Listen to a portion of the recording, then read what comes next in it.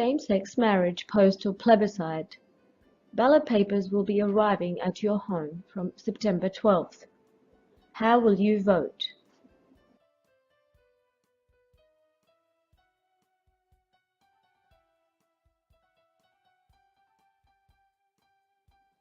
Here are some facts to help you make an informed decision. Same-sex marriage versus traditional marriage. The Great Debate. Same-sex marriage is promoted by the LGBTIQ, lesbian, gay, bisexual, transgender, intersex, queer. Plus, they also advocate for numerous other genders.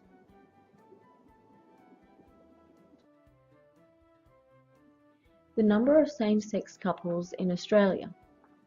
According to the Australian Bureau of Statistics in 2016, there are 46,800 same-sex couples, or 93,600 individuals. That only is 0.4% of Australia's population. And furthermore, only about half of these are actually interested in marrying their partner. Same-sex couple current rights as it stands today. Married couples are recognized as a couple in the following entities. And since 2008, there has been some 80+ amendments to the legislation to give de facto couples, including same-sex couples, all the same rights. Please refer to the DSS Recognition of Same-Sex Relationship website for further information. I would also like to highlight the following quote from an article published on the Greens website in 2015, and I quote, "In Australia, marriage equality actually has few practical impacts. State-based de facto legislation gives same-sex couples practically all of the same rights as their married straight counterparts." Please refer to the article named Beyond Marriage Equality on the greens.org.au website. Having confirmed that all legal rights have been achieved, what is then the aim of the LGBTIQ activists? Again, let me run you through a quote from the same article as before. When referring to gay and lesbian marriage equality, they declare, and I quote, "So when we achieve it, we can all celebrate and relax, right? Not a chance." The Columnist also writes that, and I quote, "Recent experience has also found government-funded school chaplains preaching highly homophobic material at schools. By this, we can be sure that teaching various Bible verses which addresses the issue would be classified as homophobic material and should be silenced." This is Masha Gessen. She's a Russian-American journalist.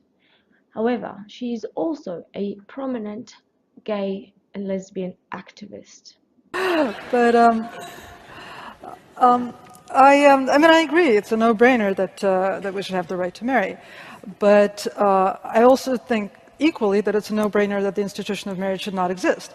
So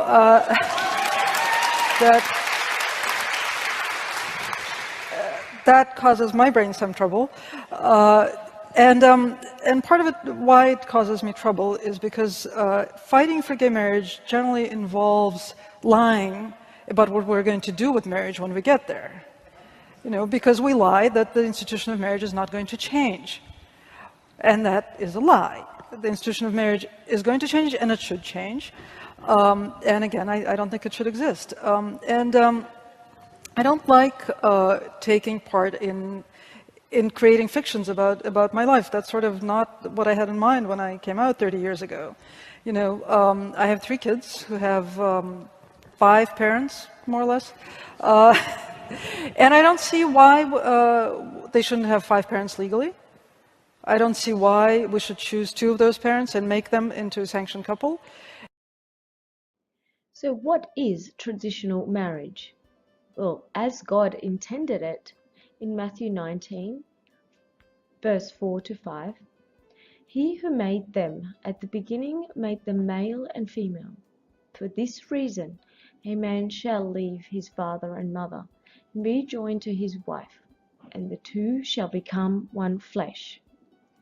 That is, one man, one woman, not polygamy, not same sex.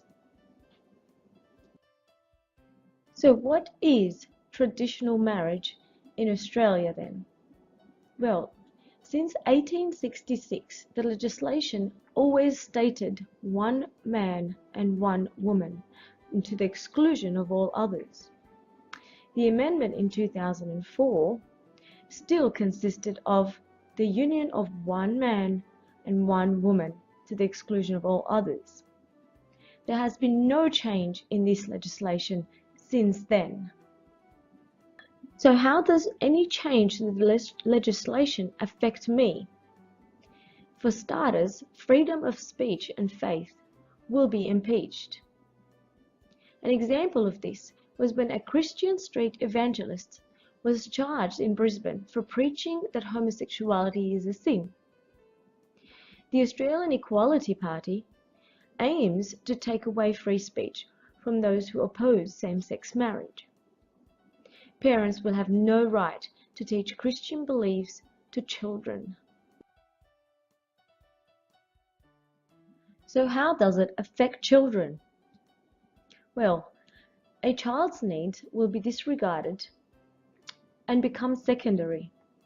Same-sex marriage institutionalizes the stripping of a child's natural right to a mother and a father in order to validate the emotions of gay and lesbian adults. The indoctrination of children through the Radical Safe Schools program, which aims to normalize homosexuality and gender fluidity to kids as young as 8 years old. And how does it affect the church? Well, there has already been some cases of religious persecution that are evident in Australia, where a complaint was lodged against the Catholic Archbishop of Hobart, following the church's booklet bearing the slogan, "Don't mess with marriage," which was handed out to all the Catholic schools in Australia. Also in Denmark, since the same-sex marriage was legislated in 2014, the government has managed to force the churches to conduct homosexual weddings. What about how it will affect society? Homosexual lifestyle would become the new trend and the new norm. Breakdown of the moral fabric of society, the introduction of other relationships such as polyamorous marriages, polygamous marriages, pedophilia, and incest. So, how will you vote? Some reasons to vote yes might be the right to the term marriage for the gay and lesbian community, to normalize homosexuality, to normalize gender fluidity. However, there are some very compelling reasons to vote no. First of all, which legislation are we voting for? There has been 22 different submissions to date. To prevent the loss of freedom of speech and faith for churches, local businesses, and individuals. Changing of laws for minority groups is a very dangerous precedent. Stop the Radical Safe Schools program.